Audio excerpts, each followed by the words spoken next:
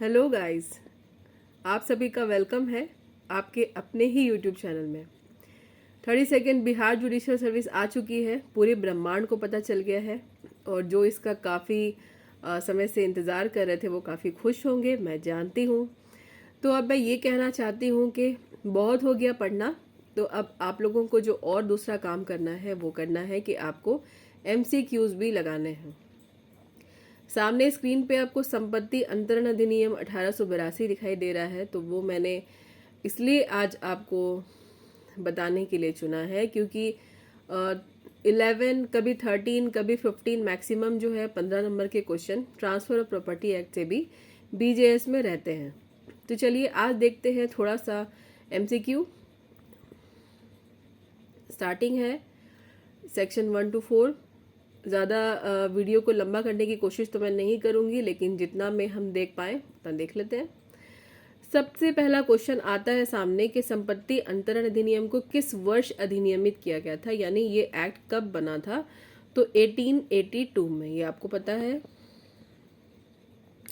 दूसरा क्वेश्चन है कि संपत्ति अंतरण अधिनियम कौन से डेट पर इन्फोर्स हुआ था, यानी कौन सी तिथि पे वो लागू हुआ था।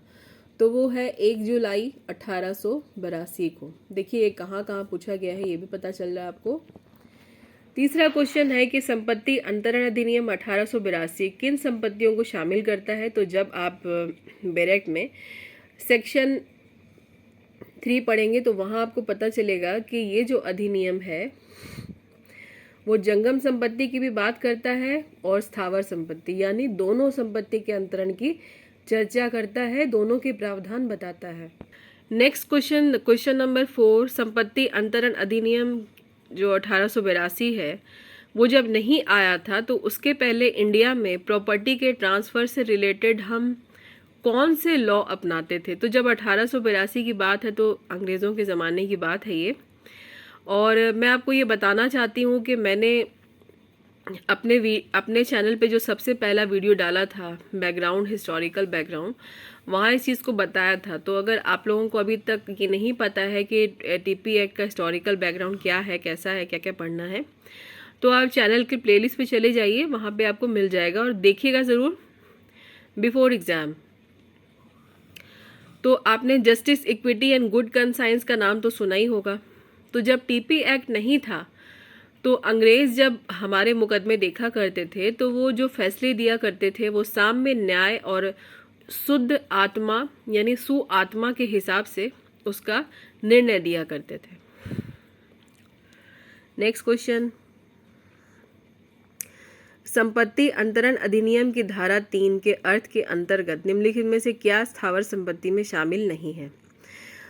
एक बात मैं आप लोग को ये बता दूं कि जब भी आप कोई एक्ट पढ़ें तो उसका इंटरप्रिटेशन क्लॉज जो है, परिभाषितकरण, वो बहुत अच्छे से पढ़ें, क्योंकि उसको पढ़ने से आपको आपका बेसिक ज़रूर क्लियर होगा और पूरे एक्ट में जिन जिन वर्ड्स का यूज़ किया गया है उन सब का मतलब आपको पहले से ही पता रहेगा।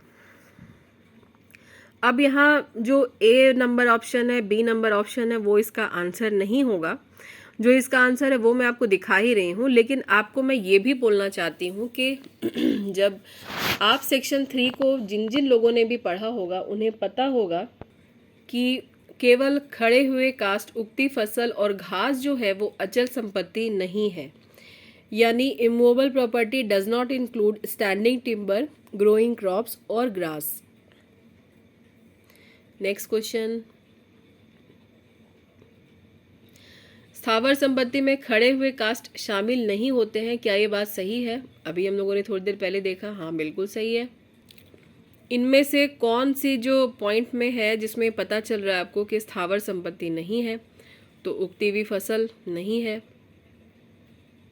नेक्स्ट क्वेश्चन में बोल रहा है कि स्थावर संपत्ति में क्या शामिल नहीं है। तो खड़ा काष्ठ, उगती फसल, घास, ये तो सारे ही हैं जो कि शामिल नहीं है। सॉरी, मैंने क्वेश्चन गलत बोल दिया। बोल रहा है, एक्चुअली थोड़ा सा फ़ोन से छुप गया था तो मैं क्वेश्चन ठीक से पढ़ नहीं पाई, माफ़ कीजिएगा। संपत्ति अंतरण अधिनियम की जो धारा 3 है उसके अंतर्गत स्थावर संपत्ति में क्या शामिल होता है। तो ये तीनों ही शामिल नहीं है, आपको पता है। सेक्शन 3 तो मुझे लगता है कि मोस्ट ऑफ द स्टूडेंट जानते ही होंगे।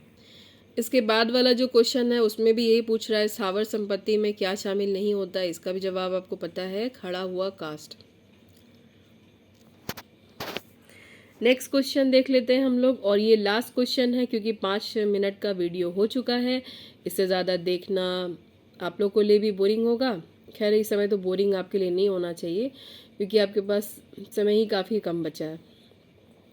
तो किसी भी चीज़ को जब आपको शिद्दत से हासिल करना है और आपको उसके पीछे पड़े हुए हैं और आपके पास समय बहुत कम है, तो आपको उसी अनुसार उसके लिए मेहनत, उसके लिए डेडिकेशन, अच्छी सोच, गुड एफर्ट्स, पॉजिटिव थिंक, ये सारी चीज़ें होनी चाहिए। संपत्ति अंतरण अधिनियम के अनुसार में इनमें से कौन सी संपत्ति स्थावर संपत्ति नहीं है? तो इसके वो दोनों ऑप्शन तो आपने देख लिए, लेकिन आप आंसर इसका जानते हैं। इसका खड़ा कास्ट इसका आंसर होगा।